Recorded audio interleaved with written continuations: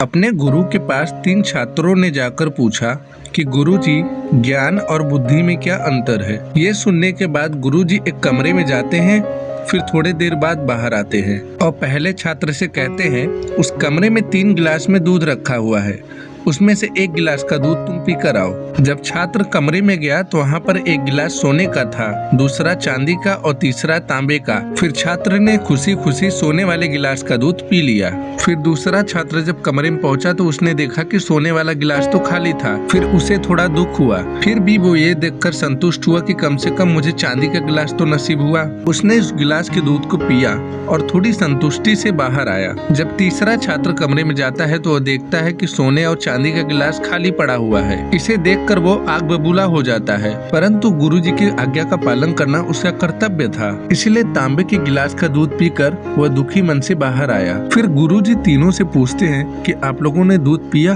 फिर पहला छात्र खुश होकर बोलता है कि गुरुजी, मैंने सोने का गिलास का दूध पिया और मैं बहुत ही सौभाग्यशाली हूँ। फिर दूसरा छात्र बोलता है कि गुरुजी, मैं बहुत दुखी हूँ कि मुझे सोने का गिलास का दूध नहीं मिला, परंतु इस बात से भी थोड़ा संतुष्ट हूँ कि कम से कम चांदी के गिलास का तो दूध मिला। फिर तीसरा छात्र बहुत ही दुखी मन से बोलता है कि गुरुजी, कि मैं बहुत ही दुर्भाग्यशाली हूँ कि मुझे तांबे के गिलास का दूध पीने को मिला। गुरुजी ने तीनों छात्र की बात सुनकर कहा, मैंने तीनों गिलास में एक ही नाप से गाय का दूध भर के रखा था, परंतु तुम तीनों में से दूध की स्वाद की ओर किसी ने ध्यान नहीं दिया। तुम तीनों ने केवल गिलास के मूल्य की ओर ही अधिक ध्यान दिया। बर्तन की ओर ध्यान देना केवल बुद्धि कहलाता है, किंतु बर्तन के अंदर रखी हुई चीज पर ध्यान लगाना ज्ञान कहलाता है। ज्ञानी लोग बर्तन के अंदर रखे व्यंजन के गुणों पर अधिक ध्यान देते हैं, वे बर्तनों की ओर ध्यान बिल्कुल नहीं देते। ज्ञानी लोगों को अगर बर्तन की मिट्टी में भी भोजन परोसा जाए तो भी वे आनंद से उस भोजन को ग्रहण करते हैं। समझ वाले का मन ज्ञान की बात प्राप्त करता है और बुद्धिमान ज्ञान की बात के खोज में रहते हैं।